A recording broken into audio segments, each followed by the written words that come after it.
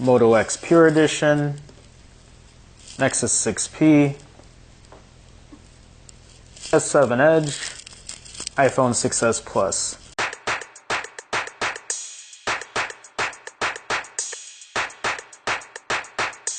Let's go over how I set this up. All phones were factory reset. None of the phones had SIMs in them. The only apps that were installed were the ones for the speed test and the speed test only. No other apps were uninstalled or disabled, and I left everything the way it was from the factory. Remember, these tests are not perfect. There's always a margin for human error. If anything, this is a good way to compare the Snapdragon 820 versus the 808 and the 810 and Apple's A9 SoC. And lastly, I actually wanted to run the S7 Edge speed test multiple times, but I was able to only do it once.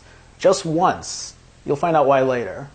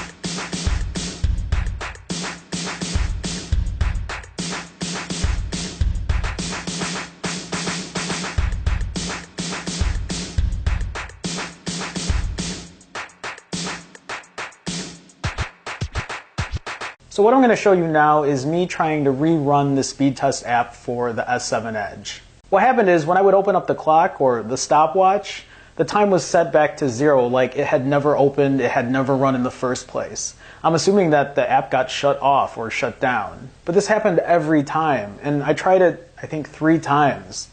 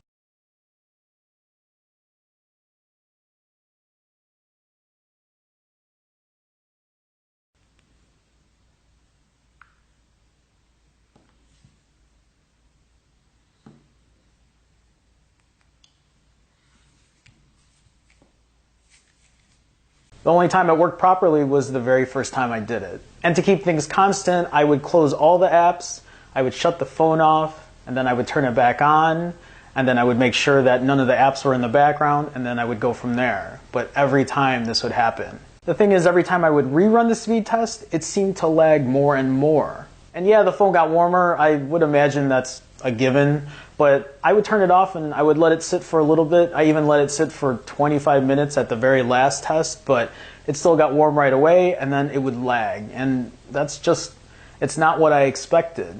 The thing is, this isn't a stress test. It wasn't like a heavy, intensive load. It was just a couple apps and 2 games. My question is the 820 overheating? And if it's overheating, is it throttling? And if it's neither of those things, could it be the UI?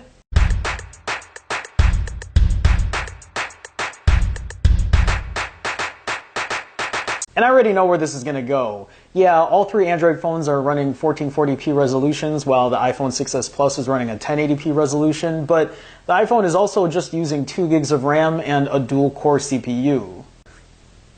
I don't know.